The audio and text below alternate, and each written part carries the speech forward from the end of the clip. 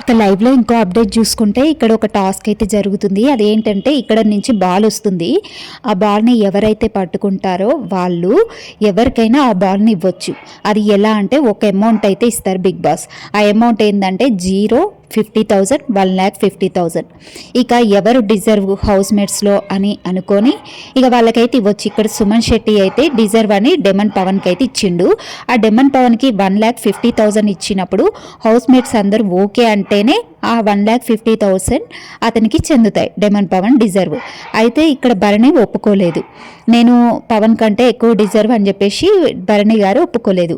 ఇక తనుజ ఒప్పుకుంది, ఇమాన్యుల్ ఒప్పుకున్నాడు, సంజన ఒప్పుకుంది. కాబట్టి ఇక డెమన్ పవన్కి అయితే 1,50,000కి డిజర్వ్ అని చెప్పి అయితే అక్కడ అమౌంట్ బాక్స్ అయితే ఇస్తారు.